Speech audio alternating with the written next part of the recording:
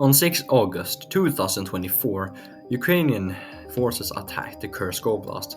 This was the first time a foreign country attacked Russia since World War II. As you all maybe know, Kursk is famous for the Battle of Kursk in World War II between Germany and the Soviet Union. This battle was also the largest tank battle in entire history so far. In 2022, the Russian invasion of Ukraine was launched. In 2023, a lot of attacks on Russian soil by pro-Ukrainian groups occurred. Now we will travel to August 2024. This month would change the entire history of the war. Ukrainian forces attacked the Kursk Oblast, but how? During several months before the attack, Ukrainian forces had gathered around the area. The Russians did know about that, but they decided to act like that nothing would happen. And finally, on 6 August 2024, the Ukrainian forces launched their operation in Kursk Oblast. A lot of Ukrainian strikes inside Russian soil was also reported. Speaking of striking inside Russian soil, the Ukrainian President Volodymyr Zelensky asked about permission to strike inside Russian soil with Western weapons at the Ramstein meeting in Germany. The Ramstein meeting occurred during the beginning of September 2024. Zelensky's request about permission to strike inside Russian soil with the Western weapons was rejected.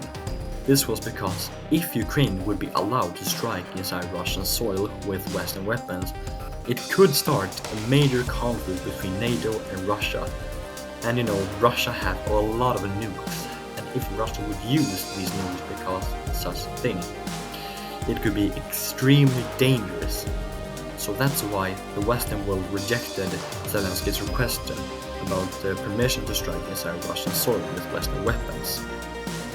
But now let's go back to the Kursk Oblast.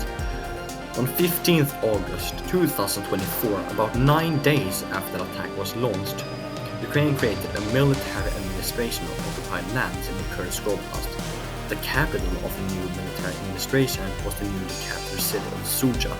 But as you know, offensives are always stopped after a period. After a bit of time, new Russian forces arrived on the front line and started to counterattack.